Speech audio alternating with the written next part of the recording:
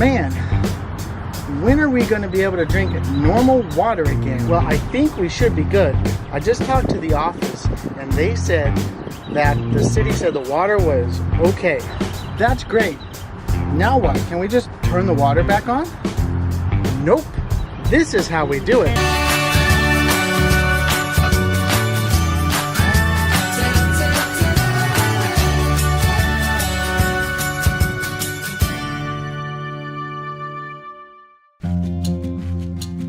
Hey everybody, I'm Garrett with Diver Family, and that was my twin Gerald. He's normally behind the camera. So we just went through a mandatory boil advisory in the city that we're staying in.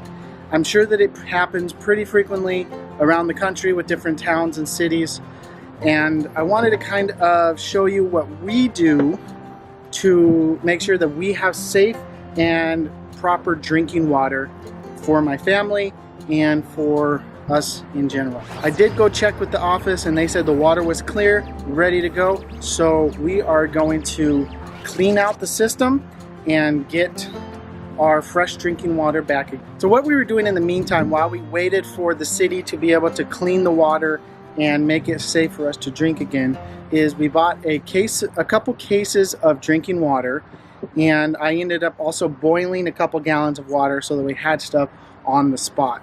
That gave us a few different ways that we could keep our water clean. And if you don't know the proper way to sanitize or kill any kind of germs in your water, according to the CDC, is to bring your water to a rolling boil and leave it at the rolling boil for at least 1 minute. And then after it's at the rolling boil and done, then you can turn off the heat and let it cool down. I will tell you that it probably takes about half a day for that water to get to a drinkable temperature. One of the things I did was I put it in a plastic pitcher and put it in my fridge, and that did kind of help bring it down a bit. You could probably also put a smaller thing in the freezer if you wanted to do that. Okay, so let's talk about what we do to keep our water safe for drinking.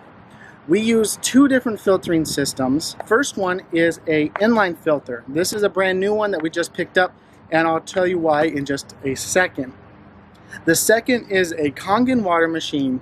What the Kangen water machine does is it also filters out the water another level, and it alkalizes the water. We'll put a link in the description if you want to find out more about the Kangen water machine. You can also come talk to us. Because we own it, we can hook you guys up as well. So those are the two different steps that we use to keep our water fresh and clean for us. So we bought a new filter, and this is called a Clear 2O.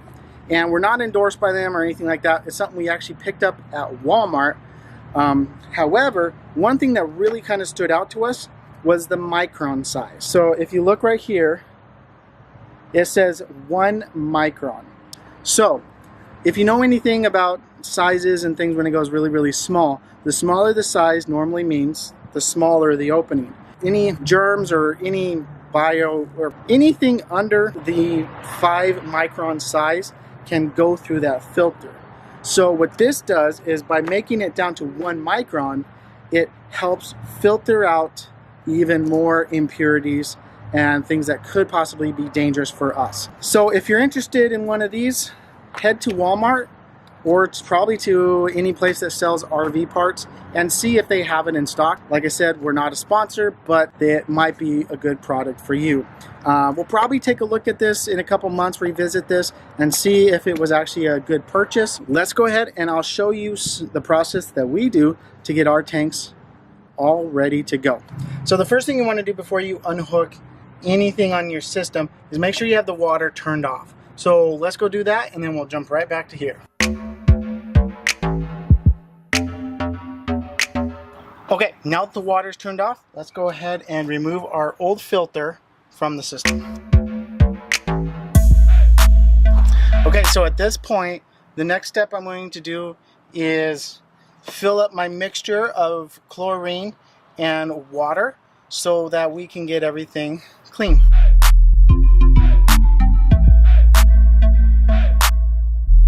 When you are mixing bleach in your water.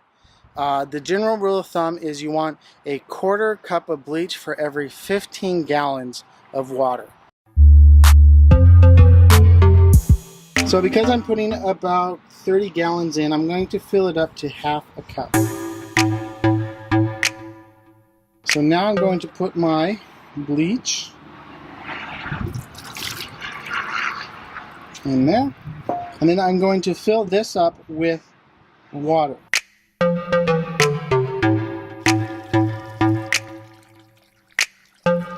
Now that is done, I'm going to hook up my siphon hose. Each trailer is different on how you set up your system. With our Nautilus system, we have a series of levers, and those levers allow us to get the water sent to where it needs to go. So for us, basically, I have this chart here that shows us what we need to do, and then when I'm ready to pump the water, I hit the pump button and I suck out the water. Let's go ahead and try this out. For some reason, I didn't notice that my kids put a couple raisins at the bottom of my tank. So I gotta be careful that I don't suck up raisins. The joys of kids.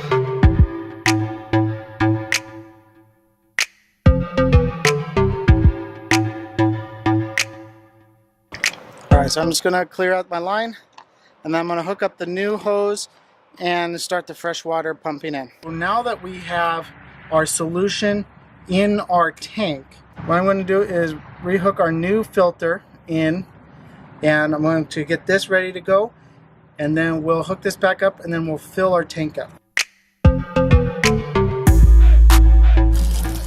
So you want to make sure when you hook up a new filter that you let the water run through the filter until it is running clear, because these new filters have like sediment and other stuff in from the charcoal that is inside of it. So you want to make sure that this is running until the water that comes out is nice and clear. Alright, now that this is ready to go, let's hook it back up. So, one step you want to make sure you do once you have this hooked back up is change your settings so that it's on tank fill. So for our tank, we have a sanitize and a tank fill setting. So what I'm going to do is now change this over to our tank fill setting.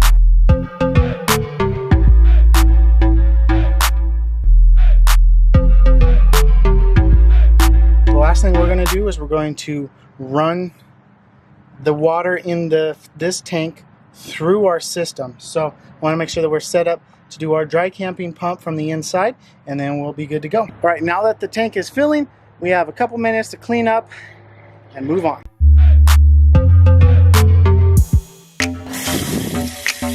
So one thing we want to make sure to do is you can run the water, and then you can smell the chlorine when it starts to come through the lines.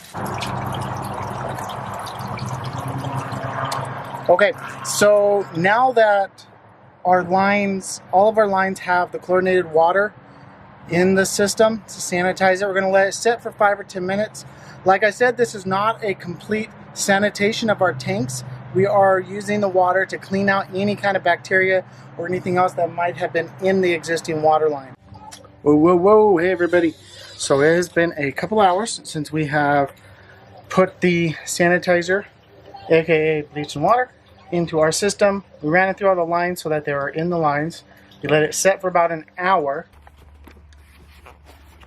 Hey guys, so I'm working on editing this video and I forgot a step. Once you are done sanitizing your lines and running all the chlorinated water through your lines and you let it set, you need to dump all the chlorinated water out of your tank. I forgot to mention that, and that is probably a step that you don't want to forget, because if you're going to go rinse out everything, you kind of want to have clear fresh water. So that might take a couple minutes as well, and then just hook back up to the city water and then continue to run with fresh water directly from the city. So let's get back to the video. Once we know that there's no more chlorine in the system, we'll be good to go. The last step would be cleaning the Kangen water machine, but we'll do that tonight and let it sit overnight, and then we'll be good to do that in the morning. So that's how we are cleaning our system. So what if you go to an area that has no clean water? It has warning signs all over the place. What do? One of the biggest things that I would suggest is research the area you're going to before you get there. And if they say, hey, drinking water is not good to go, what I would suggest is that you find a place on your way out or at your house or wherever you have fresh, clean water that you know is good.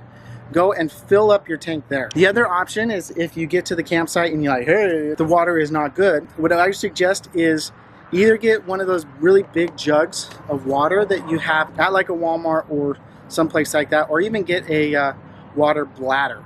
That way you can set up your camp, you can go find clean water somewhere. Once you have all the water that you need, then all you really have to do is pump it into your fresh water. That would save you the headache of having to clear out the water, clear out your system, and get it all clean again. So the biggest step to not having to clean out your system is don't use it. If you can isolate that water system and not mix it with any water that might be contaminated, then great. So you should check your user manual to see the proper procedure for getting fresh water into your tank manually. If you like this video, I encourage you to head over and check out our video on how we set up our trailer to hit the road. It's a fantastic video, it's very informative, and some really kind of cool things there. So make sure to go check that out. Thank you guys so much for watching, and we'll see you in another video. Bye.